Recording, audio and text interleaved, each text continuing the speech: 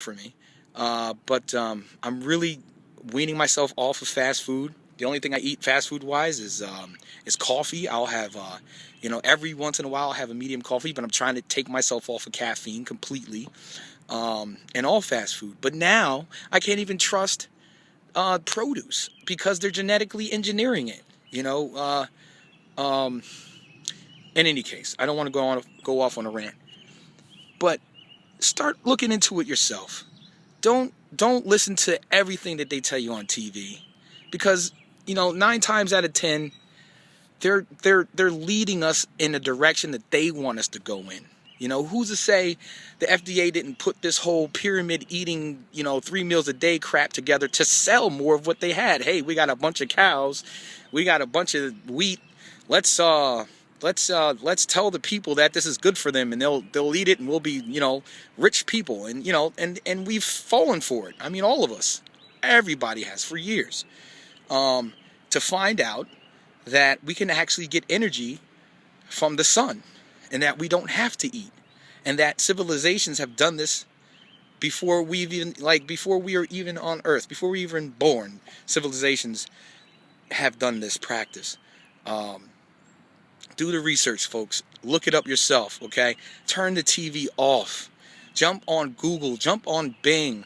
Do your research.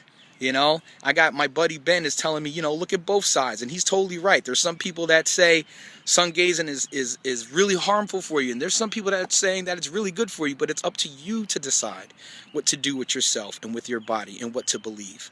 And I believe that it makes complete sense, because the sun is energizing the plants, and then we eat the plants. The sun energizes the plants, the animals eat the plants, and then we eat the animals. All we're doing is cutting out the middleman, as they say. We're cutting out the plants and the animals. There's so many people who are against eating meat and become vegans. And now veganism is at risk because they're genetically engineering plants. So they're really giving us no choice. They're giving us no choice. They're going to genetically engineer our fruits and vegetables and genetically engineer the animals that we eat. So the only thing that we have left that they cannot genetically engineer is the sun. Try genetically engineering the sun. And knowing that they can't do that, they'll probably genetically engineer our skies and our weather. And they have done that too.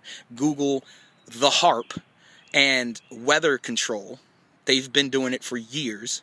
You see these long stripes of clouds in the sky, like just a big long strip of white stuff. They're spraying. Don't quote me on this, but they're spraying some kind of metallic, consider it like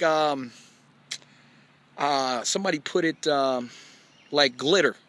And what this spray does is it's reflecting the sun from coming to the planet. So if you ever look up in the sky, I'm trying to see if there are any now. There are none here. I'm looking up, and there are none in the sky right now. I don't see any. They call them chemtrails, chemical trails, but chemtrails for short.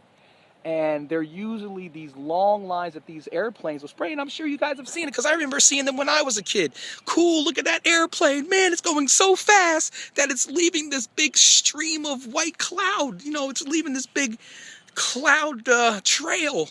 It's so fast, but it wasn't going that fast, really. I mean, it was, but that trail was some chemicals. And I remember seeing that when I was a kid. I'm talking 5, 6, 7 years old. I remember seeing those lines.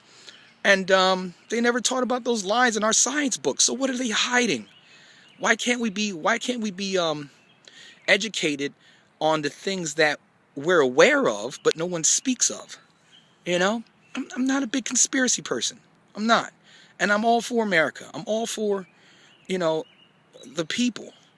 But I'm also aware that there's something going on behind the scenes that we're not being told.